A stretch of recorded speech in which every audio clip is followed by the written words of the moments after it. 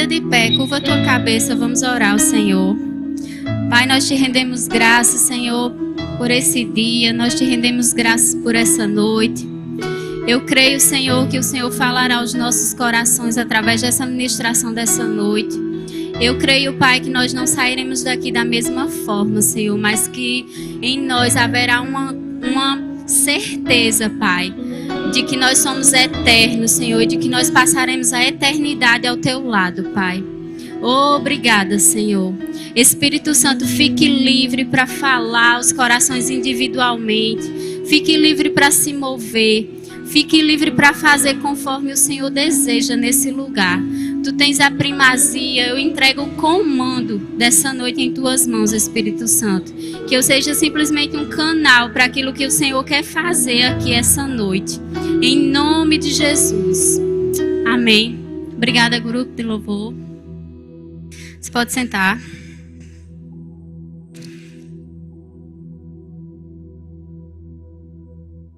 Então, gente, para finalizar a série Doutrinas Básicas, hoje a gente vai aprender um pouco sobre juízo eterno. E eu queria já que você abrisse comigo em Hebreus 6. Eu acredito que todo mundo que ministrou nessa série abriu essa passagem. Hebreus 6, a partir do versículo... Hebreus 5, na verdade.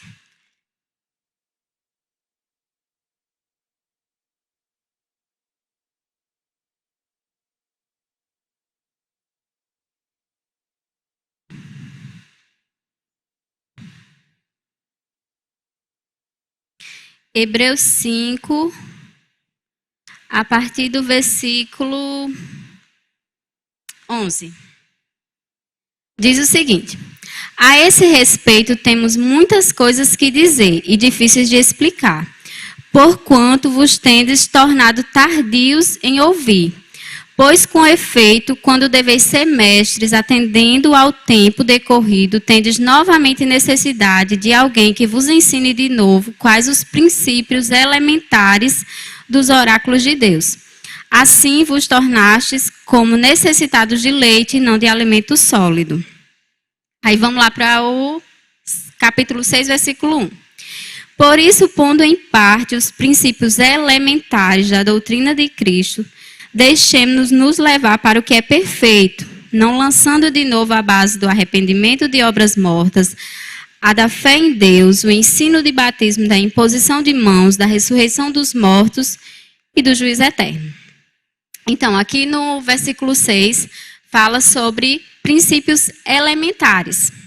Aquilo que é básico, aquilo que é como se fosse o nível...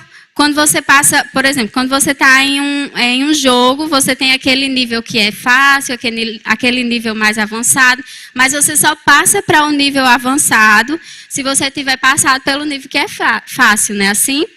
Então, aqui tem falando sobre arrependimento de obras mortas, fé em Deus, o ensino de batismo, ressurreição, imposição de mãos, ressurreição dos mortos, juízo eterno. Quando chega nessa parte de ressurreição dos mortos e do juízo eterno, aí o povo meio que não quer aprender sobre isso, né? Algumas pessoas até dizem, não, escatologia é o estudo das últimas coisas, né? É onde está ressurreição, o juízo eterno. Escatologia, eu não sei de nada. Não me pergunte nada sobre escatologia, não me pergunte nada sobre juízo eterno, não me pergunte nada sobre ressurreição dos mortos. Mas deixa eu dizer, isso aqui é a base. Tanto ressurreição como juízo eterno está na base. Está naquilo que é para ser o fundamento. Se você for construir uma casa, se você for construir um edifício, primeiro você vai gastar tempo na base, no fundamento. Você não vai construir sem um fundamento. Não é verdade? Para que você construa um grande edifício, para que você construa uma grande casa, você tem que investir num grande fundamento.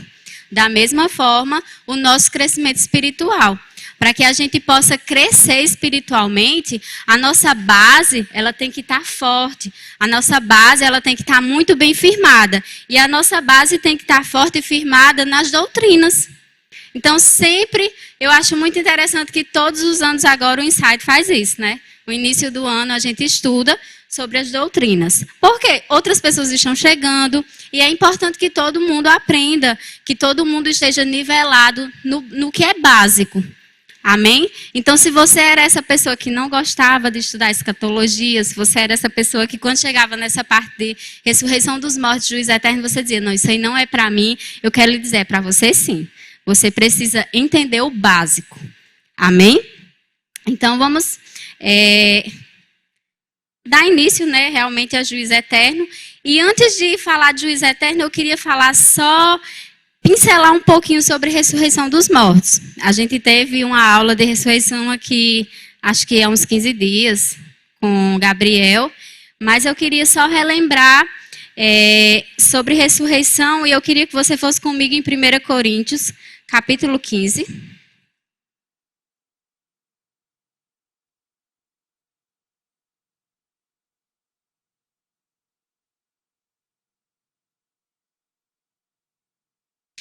Versículo 20 diz assim: mas de fato, Cristo ressuscitou dentre os mortos, sendo ele as primícias dos que dormem.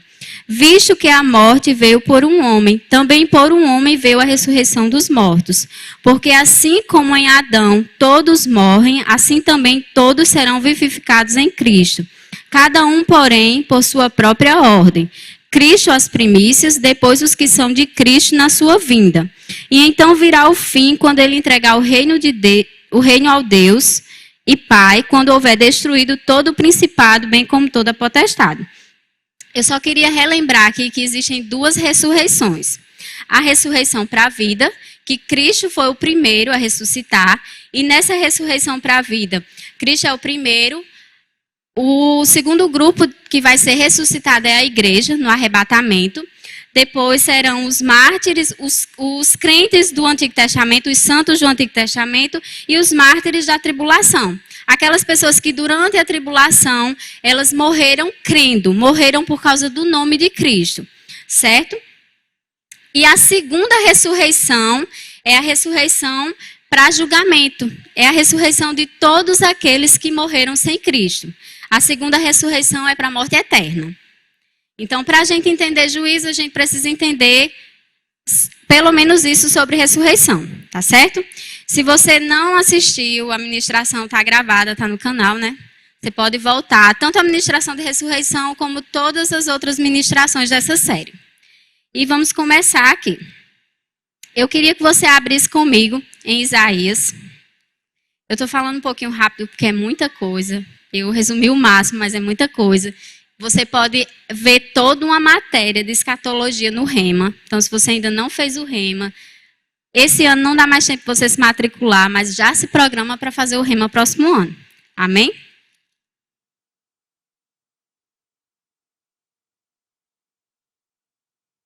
Isaías 53. A partir do versículo 8. Por juízo opressor foi arrebatado, e de sua linhagem, quem dela cogitou? Porquanto foi cortado da terra dos viventes, por causa da transgressão do meu povo, foi ele ferido. Designaram-lhe a sepultura com os perversos, mas com o rico esteve na sua morte, posto que nunca fez injustiça, nem dolo algum se achou em sua boca. Todavia agradou ao Senhor moê-lo, fazendo-o enfermar. Quando der ele a sua alma como oferta pelo pecado, verá a sua posteridade e prolongará os seus dias, e a vontade do Senhor prosperará nas suas mãos. Ele verá o fruto do penoso trabalho de sua alma e ficará satisfeito. O meu servo, o justo, com o seu conhecimento justificará a muitos, porque as iniquidades dele levará sobre si. Por isso, eu lhe darei muitos como a sua parte, e com os poderosos repartirá ele o despojo, porquanto derramou a sua alma na morte, foi contado com os transgressores, contudo levou sobre si o pecado de muito, e pelos transgressores intercedeu. Então, assim como na ressurreição, Cristo ele foi o primeiro, foi as primícias, no juízo também. O primeiro a ser julgado foi Cristo. Cristo foi julgado como? Quando? Na cruz. Quando ele se entregou por mim e por você. Ele foi julgado pelo meu e pelo seu pecado. Mas aqui fala que não havia dolo nenhum nele. Não havia nenhuma injustiça nele. E é interessante a gente entender que o julgamento de Cristo não foi para condenação. Por quê? Porque ele não tinha pecado. Porque não se achou injustiça nele. Nesse julgamento, Cristo ele recebeu uma recompensa. Um nome que está acima de todo nome. Ele recebeu toda a autoridade. Lá em Filipenses 2, a partir do versículo 9, você pode ver isso. Eu não vou abrir todos os versículos, mas você pode anotar, ou então depois você pode me procurar que eu passo todas as referências. Mas Cristo, sendo o primeiro a ser julgado, ele levou sobre si os meus e os seus pecados. E como eu disse, ele não tinha culpa. E porque ele não tinha culpa, ele não foi condenado. Pelo contrário, ele recebeu uma recompensa. E eu acho muito interessante o que fala aqui nesse versículo, a partir do 11, que diz assim: ele verá o fruto do penoso trabalho de sua alma. Olhe para o irmão que está do seu lado e diga: você é o fruto do penoso trabalho dele. Porque você está aqui. Você foi alcançado pelo sacrifício dele. Amém? Então vamos dar continuidade. O segundo julgamento, eu acho que o pessoal da comunicação pode colocar o slide. Pode passar. Pode passar. O segundo julgamento é o julgamento da igreja. É o nosso julgamento. Esse julgamento vai acontecer logo após o arrebatamento. E eu queria que você abrisse comigo em 1 Tessalonicenses, versículo 4.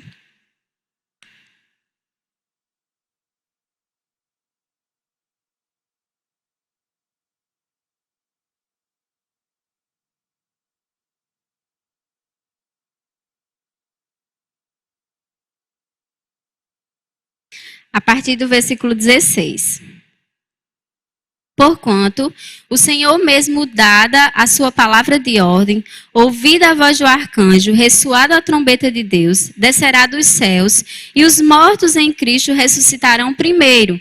Depois nós, os vivos, que ficarmos, seremos arrebatados juntamente com ele nas nuvens, para o encontro do Senhor nos ares. E assim estaremos para sempre com o Senhor. Então, se você ainda não tinha escutado o que era o arrebatamento, sobre o arrebatamento, você pode ler lá 1 Coríntios 15, todo aquele capítulo vai falar sobre isso. Aqui em Tessalonicenses também fala sobre isso, de que nós seremos, aqueles que não morrerem em Cristo, eles serão arrebatados e terão seus corpos glorificados. E eu creio que será a nossa geração. Amém? E após o arrebatamento, nós vamos comparecer ao tribunal de Cristo. Esse tribunal, esse julgamento não é um julgamento para condenação.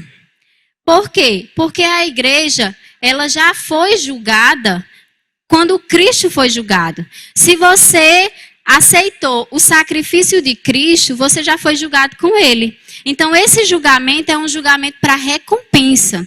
Esse julgamento é o julgamento das nossas obras, não é um julgamento para salvação. Porque eu sei que você sabe que você não é salvo pelas suas obras. Amém? Você pode ver isso lá em Efésios 2. Pode ler em casa Efésios 2 e vai falar sobre isso, que nós somos salvos pela graça mediante a fé. Amém? Não pelas nossas obras. Mas as nossas obras, elas serão julgadas e através desse julgamento nós vamos receber galardão. Amém? Então, eu queria que você abrisse comigo em 1 Coríntios 5.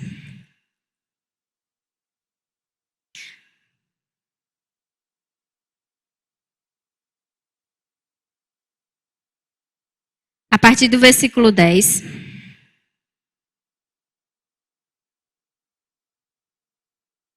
Segunda Coríntios 5:10.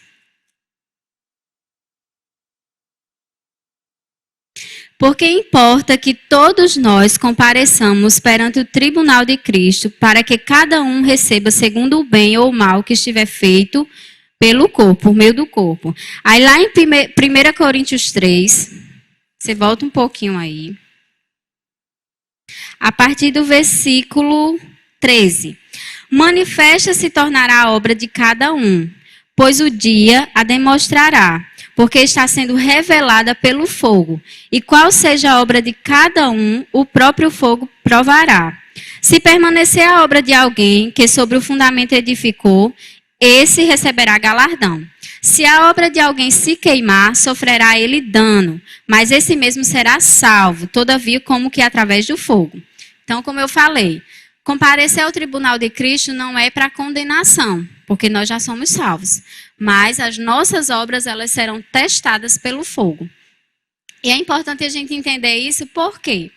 Porque tudo aquilo que nós fazemos, seja no nosso trabalho, seja na nossa casa, seja na nossa família, porque às vezes a gente acha que as nossas obras é só aquilo que a gente faz aqui na igreja, é só o nosso serviço aqui na igreja.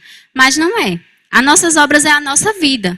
Tudo que nós fazemos, tudo aquilo que nós fazemos será testado pelo fogo. O nosso galardão não vai ser de acordo com a quantidade, vai ser de acordo com a qualidade, vai ser de acordo com a intenção do nosso coração. Por que eu faço o que eu faço? Como eu estou fazendo o que eu devo fazer? Isso é algo que a gente precisa se auto-julgar sempre. Colocar mesmo a um auto-julgamento. Saber se realmente o que nós fazemos está com a intenção certa. Amém? Para que naquele dia, diante do Senhor, quando as nossas obras elas forem testadas, elas não sejam queimadas como palha, mas elas permaneçam. Amém? E que a gente receba mesmo o nosso galardão. Eu tenho expectativa em receber um galardão. Eu tenho expectativa de estar diante de Cristo e ele dizer, serva boa e fiel. E eu creio que não só eu creio que todo mundo aqui tem essa expectativa desse dia, de ouvir isso da boca dele. Amém?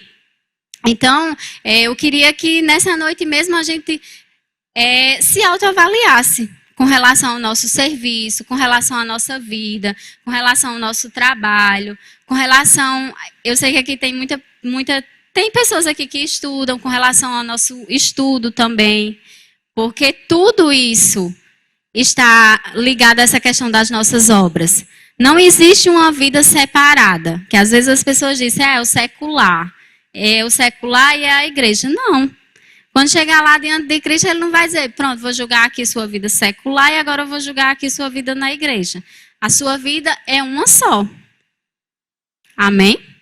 A mesma disposição que você tem para fazer a coisa certa, porque você está diante de uma pessoa que você não tem coragem de fazer errado, tem que ser a mesma disposição quando você estiver sozinho, quando ninguém estiver vendo. E é isso que vai determinar o nosso galardão. É isso é dessa forma que as nossas obras elas serão provadas. E como eu disse, esse julgamento não é para condenação. Por quê? Porque nós já fomos salvos. Mas aí uma coisa que eu me perguntei, e talvez você também tenha se perguntado, mas se não é para... Se esse julgamento... abra comigo em João 3. Eu acho que a gente vai entender melhor.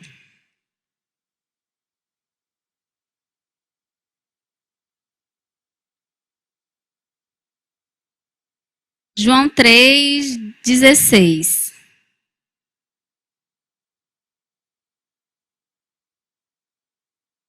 Porque Deus amou o mundo de tal maneira que deu o seu Filho unigênito para que todo o que nele crê não pereça, mas tenha vida eterna. Porquanto Deus enviou o seu Filho ao mundo, não para que julgasse o mundo, mas para que o mundo fosse salvo por ele. Quem nele crê não é julgado, o que não crê já é julgado, porquanto não crê no nome do unigênito Filho de Deus. A gente vai ver um tipo de julgamento para as pessoas que não creram. Essas pessoas elas já estão julgadas. E eu me perguntei, mas por quê? Se elas já estão julgadas, por que vai ter esse julgamento? E no finalzinho dessa ministração a gente vai entender melhor. Amém? Então, sobre o que eu falei, né? De que o nosso julgamento é para galardão. E muitas vezes eu me perguntei, mas o que é esse galardão? O que serão os galardões que nós vamos receber?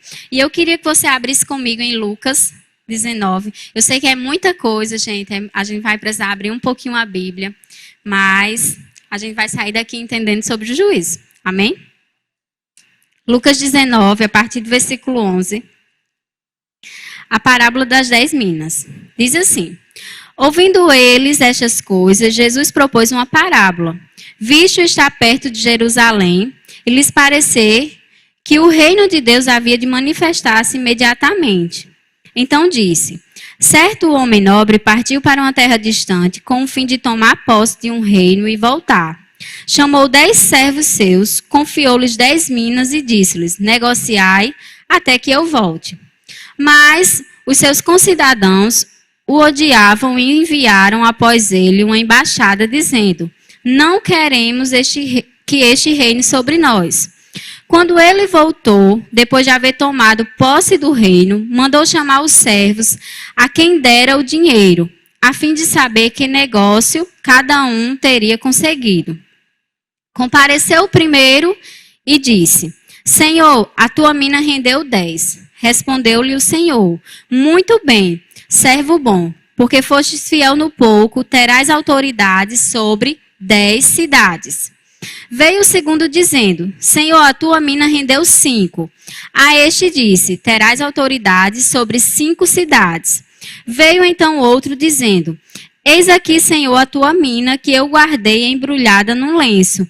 Pois tive medo de ti, que és homem rigoroso, tira o que não puseste e ceifas o que não semeastes. Então respondeu-lhes o Senhor: servo mau, por tua própria boca te condenarei. Sabias que sou homem rigoroso, que tiro o que não pus e ceifo o que não semeei? Por que não puseste o meu dinheiro no banco? E então, na minha vinda, o receberia com juros. E disses ao que o assistiam: tira-lhe a mina e dai ao que o que já tem 10. Então, primeiro, a gente precisa entender aqui que nesse versículo 14, quando fala dos concidadãos que não aceitaram o reino, está falando aqui dos judeus. Eu sei que a gente não vai entrar nesse assunto agora, mas se você for estudar escatologia, você vai ver que Jesus ele veio para os seus, e os seus eram os judeus, e eles não receberam. E porque eles não receberam, o reino deles foi adiado. E a igreja aceitou o sacrifício de Jesus, aceitou Jesus, acreditou que Jesus era o Cristo. Amém? Mas o relógio dos judeus, ele só está parado. Vai chegar o tempo em que esse relógio vai voltar a contar e alguns judeus, como a gente vai ver aqui um pouco mais à frente, vão crer, vão receber e vão se converter. E aqui fala sobre as pessoas, quando fala aqui, quando ele voltou, depois de haver tomado o reino, mandou seus servos a quem deram o dinheiro e tudo, e aqueles que renderam aquilo que ele tinha entregue, está falando da igreja, que foram para eles que, como judeus, rejeitaram aqui, aí se referindo à igreja. Falando daquilo que Jesus colocou em nossas mãos, como dons, como talentos, para que eu e você, nós pudéssemos multiplicar. Amém? E aqui fala que aquele que multiplicou as suas obras, ele recebeu autoridade. Aqui fala sobre autoridade sobre cidades. Então, acredita-se que essa recompensa está ligada à autoridade. E eu queria que você abrisse comigo em Apocalipse 2, que também fala sobre isso, Apocalipse 2, 26.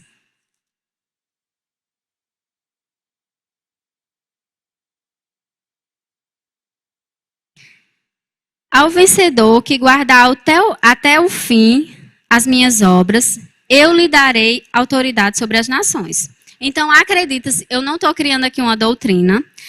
Tem 2 textos que fazem referência a isso. Que liga essa recompensa à autoridade. Então, a gente acredita que essa recompensa vai ser mesmo autoridade sobre as nações. Quem sabe aqui vai ter prefeitos, governadores, presidentes. Você pode ser presidente dos Estados Unidos quando você receber o seu galardão. Amém? De acordo com as suas obras. E o terceiro julgamento é o julgamento dos santos do Antigo Testamento e dos mártires da tribulação. Você pode ler a referência em casa para a gente ganhar tempo. Daniel 12, 13, pessoal da comunicação. E Apocalipse 24, 20, versículo 4. Eu queria me deter aqui a um outro julgamento, que é o julgamento dos judeus, dos convertidos e dos ímpios vivos. Como eu falei, nós seremos arrebatados. E durante o arrebatamento, após o arrebatamento, nós vamos estar diante de Cristo no tribunal, mas aqui na terra vai estar acontecendo um outro evento, que é o período de tribulação, 7 anos de tribulação. Todo aquele que não creu, todo aquele que ficou, que não foi arrebatado, vai passar por esse período de tribulação. Inclusive os judeus, como eu falei aqui, que até o momento do arrebatamento, o relógio dos judeus estava parado. O tempo para os judeus estava parado. Mas após o arrebatamento, é como se esse relógio começasse a contar novamente. Eu não vou me deter muito a essa parte de relógio, mas se você estudar escatologia, você vai entender que lá em Daniel fala sobre as semanas, fala sobre esse tempo. Amém? E se você tiver interesse em estudar a escatologia, eu vou apresentar um material para você também. E no nosso canal tem ministrações, no nosso canal tem um seminário também da nossa professora de escatologia daqui da igreja, Shirley. Tem seminários com Saulo também, que é um professor muito reconhecido nessa área de escatologia. Mas vamos voltar para cá. Então, julgamento dos judeus, dos convertidos e dos ímpios vivos. Dessas pessoas que passaram pela tribulação. Eu queria que você abrisse comigo em Mateus 24.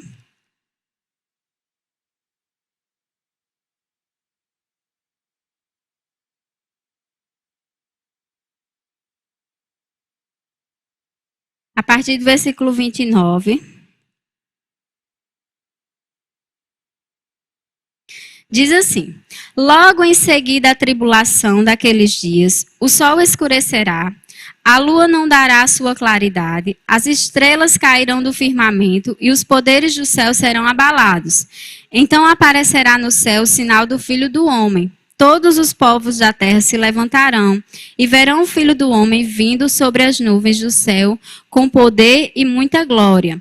E ele enviará os seus anjos com grande clangor de trombeta, os quais reunirão seus escolhidos dos 4 ventos de uma a outra extremidade dos céus. Esses escolhidos são todos aqueles que se converteram, tanto os judeus como as pessoas que se converteram durante a tribulação. E é interessante também, aqui fala sobre a vinda do Filho do Homem, né? Aqui está se referindo à segunda vinda. Às vezes a gente confunde, bagunça um pouquinho essa questão do arrebatamento com a segunda vinda. Mas existe uma diferença. No arrebatamento, as pessoas não vão ver. Tem uma passagem que fala que vai ser no abrir e piscar de olhos. Vai ser bem rápido, que as pessoas serão arrebatadas. E Cristo, ele vai ficar nas nuvens. Nós vamos em encontro a ele. Ele não vai pisar aqui na terra. Mas a segunda vinda é após os 7 anos de tribulação. E na segunda vinda, Jesus, ele vai pisar aqui na terra.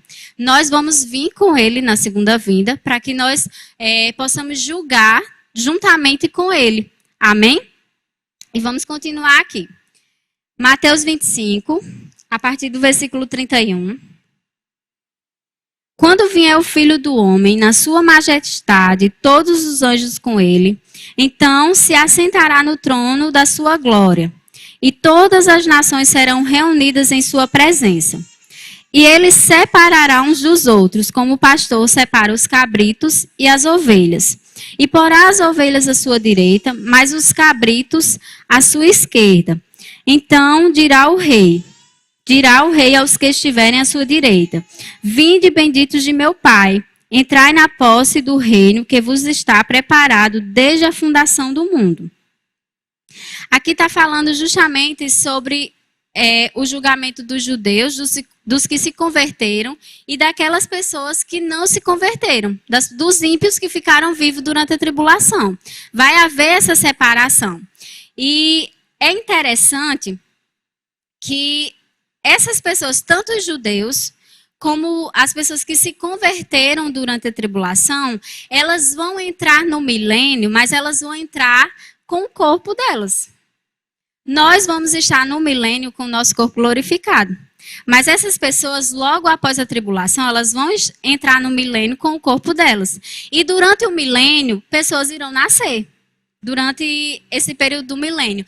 E aqui, quando fala do julgamento de Satanás e dos seus demônios, fala que Satanás ele vai ser preso durante esses 1000 anos. Então, durante o milênio, vai haver um período de paz na Terra. Vai ser um período em que as pessoas que nascerem, elas vão viver como árvores. Elas vão viver muito tempo. Não vai ser como agora. Por quê?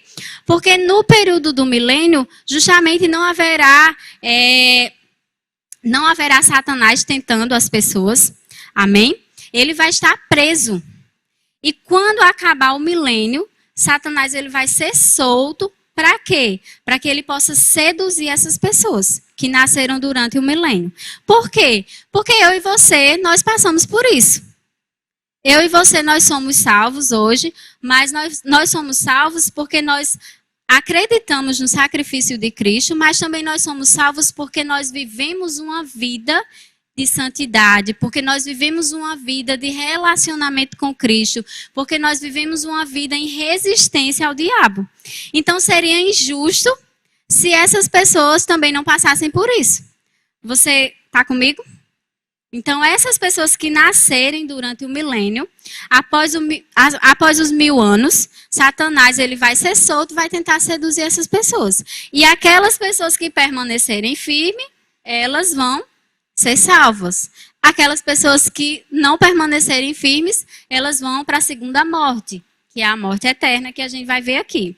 Mas você pode abrir comigo para ver isso, em Apocalipse 20, a partir do versículo 1, deixa eu ver se tem aqui.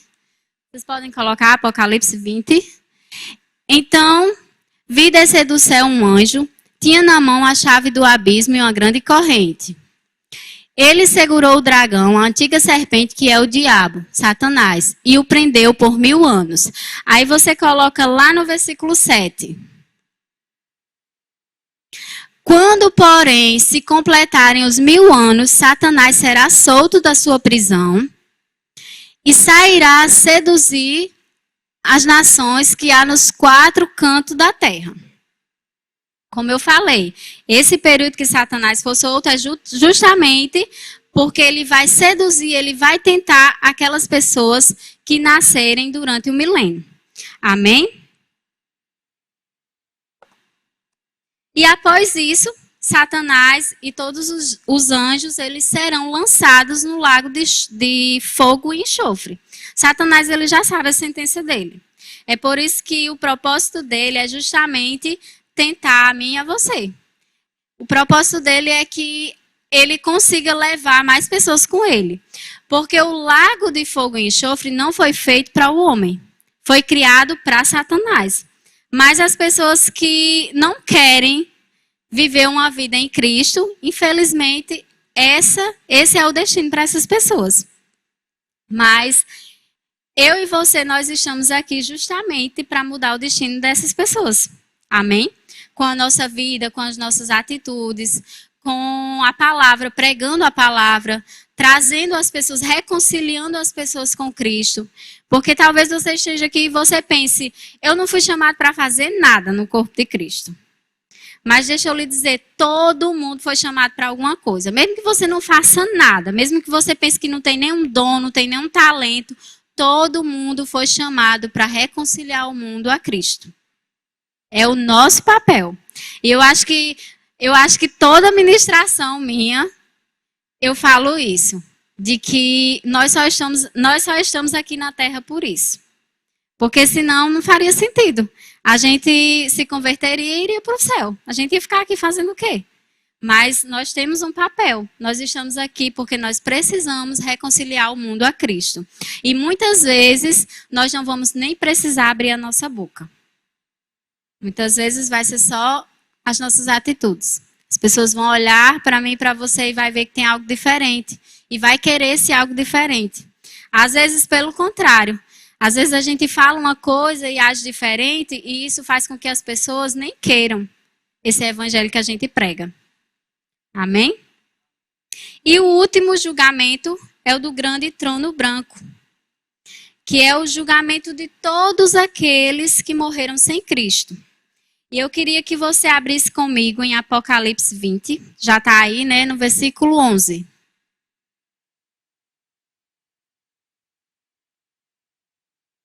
Vi um grande trono branco e aquele que nele se assenta, de cuja presença fugiram a terra e o céu, e não se achou lugar para eles. Pode passar. Vi também os mortos, os grandes e os pequenos, postos em pé diante do trono. Então se abriram livros. Ainda outro livro, o livro da vida, foi aberto.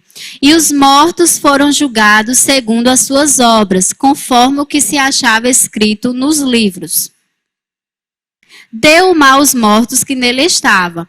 A morte e o além entregaram os mortos que nele haviam, e foram julgados um por um segundo as suas obras. Então, vocês lembram que eu fiz uma pergunta, né? De que se as pessoas já estavam condenadas, se aqueles que não creram em Cristo, que não aceitaram o sacrifício, já estavam condenadas, por que um julgamento? Porque um julgamento, ele determina a sentença, não é isso?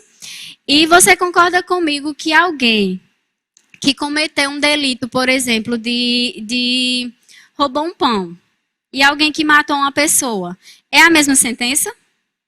Não. Se um juiz que não tem conhecimento sobre a justiça de Deus, ele consegue entender isso e ele consegue dar uma sentença diferente para alguém que, por exemplo, roubou um pão, que eu não estou dizendo que é certo, é errado do mesmo jeito, para aquela pessoa que matou alguém, quanto mais Deus. Porque Deus, ele é um justo juiz. Então, esse julgamento é justamente para que haja rigor diferente. E eu queria que você abrisse comigo em Apocalipse 22, versículo... Apocalipse 22, versículo 14. Pessoal da comunicação. Bem-aventurado aqueles que lavaram suas vestiduras. Não é esse versículo, não. Só um minutinho. Abra comigo em Mateus 23, 14.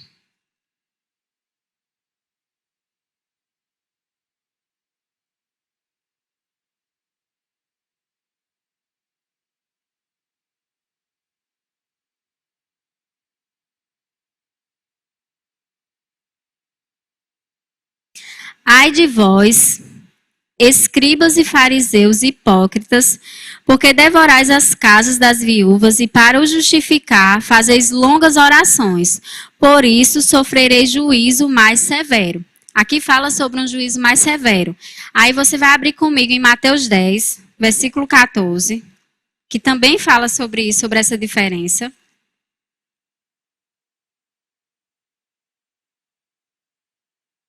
Se alguém não vos receber, nem ouvir as vossas palavras, ao sair daquela casa ou daquela cidade, sacudi o pó dos vossos pés.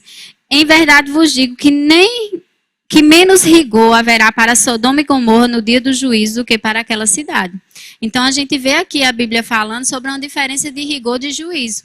Então para essas pessoas também que morreram sem Cristo, vai haver diferença de juízo, do rigor do juízo. E é por isso que fala sobre os livros. Os livros das obras, as pessoas serão julgadas pelas obras delas, e o livro da vida. E todo aquele que não tiver o nome no livro da vida, vai para a segunda morte. Que a segunda morte é o lago de fogo e enxofre. Eu sei que às vezes parece assim bem assustador, né, quando a gente começa a estudar sobre escatologia. Pelo menos eu, quando eu comecei, antes mesmo, né, de eu me converter, existia, todo mundo fazia aquele negócio, né, para você ler Apocalipse. Era aquele, tipo assim, não, você não pode ler esse livro. Todo mundo fazia um bicho de 7 cabeças para você ler Apocalipse. Mas quando você começa a ler, quando você começa a estudar sobre escatologia, você vê que é algo muito interessante. Hoje eu estava até conversando com uma pessoa de que, gente, como as pessoas ainda não pensaram em fazer um filme sobre isso? Porque você começa a ver algo muito interessante. É algo que você, quando você começa a estudar, que você começa a ver que tudo isso vai acontecer, você fica pensando, meu Deus, pelo menos eu queria que alguém tivesse inteligência, essa capacidade, fizesse um filme sobre isso. Ainda não fizeram, né? Talvez alguém que esteja aqui faça isso. Mas, voltando aqui para o assunto, né? Sobre essa questão da segunda morte, sobre essa questão do julgamento do grande trono branco. Todas as pessoas que morrerem sem Cristo, elas vão passar por esse julgamento. E elas já têm uma sentença. Mas vai haver rigor diferente nessa sentença. Elas vão para a morte eterna. Elas vão passar uma eternidade. Eu acho que a gente não tem muita dimensão do que é eternidade. Uma eternidade no lago de fogo e enxofre. E eu não sei se você se atentou para algo que eu li aí, que falou que o mar vai dar os corpos, vai dar conta dos corpos daquelas pessoas que morreram afogadas, por exemplo. O fogo vai dar conta dos corpos das pessoas que morreram queimadas. Por quê? Porque elas passaram a eternidade com o corpo delas. Elas serão julgadas no corpo.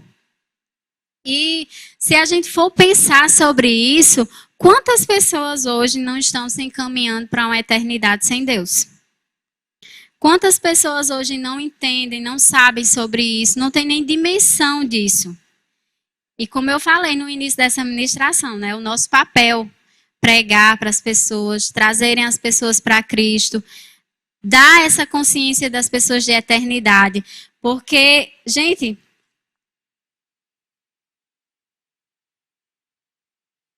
a nossa vida é como se fosse isso aqui. E isso aqui é a eternidade. Tudo isso aqui é a eternidade. Mas isso aqui vai definir essa eternidade. E o que é que nós estamos fazendo com a nossa vida? O que é que nós estamos fazendo com simplesmente isso aqui? Para definir a nossa eternidade. Eu sei que eu e você, nós sabemos e nós temos consciência de uma eternidade com Cristo. Eu e você, nós sabemos que nós vamos passar a eternidade ao lado do Senhor. Mas aquelas pessoas que não sabem, aquelas pessoas que se morrerem hoje, elas não têm consciência, elas não têm noção para onde elas vão. O que nós estamos fazendo para mudar a realidade da vida dessas pessoas? Eu queria que o pessoal do louvor viesse.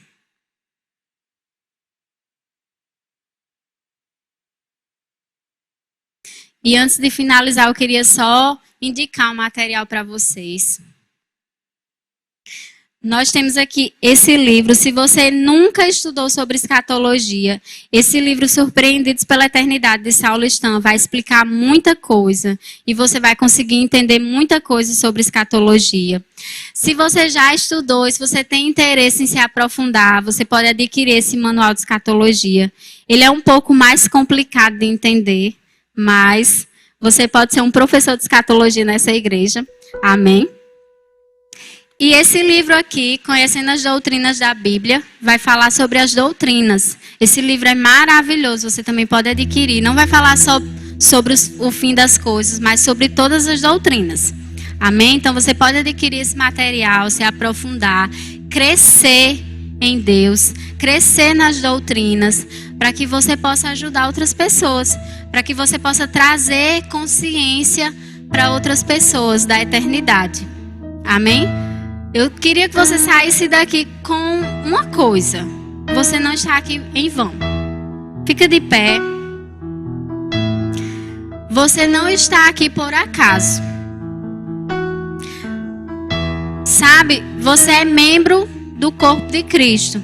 E se você for fazer uma analogia com os membros do seu corpo, todos eles têm uma função. Não existe um só membro do seu corpo que não tem uma função. E assim somos nós no corpo de Cristo. Não existe um só membro que não tem uma função no corpo de Cristo. E eu queria que a gente saísse dessa noite com a responsabilidade de mudar a eternidade de pessoas. De mudar essa consciência das pessoas de que elas são eternas, mas elas nem sabem o que é essa eternidade. Porque às vezes a gente age como se a nossa vida aqui ela não tivesse um fim, mas ela tem, como eu mostrei. A nossa vida aqui é só isso, que vai definir tudo isso. Aí eu lhe pergunto, se você morresse hoje, você tem consciência de para onde você vai? Você tem certeza para onde você vai? Se você morresse hoje e naquele dia diante de Cristo, Ele fosse julgar as suas obras,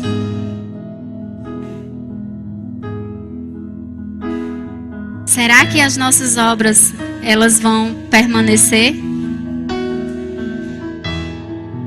Sabe, não é uma palavra para juízo, não é uma palavra para condenação.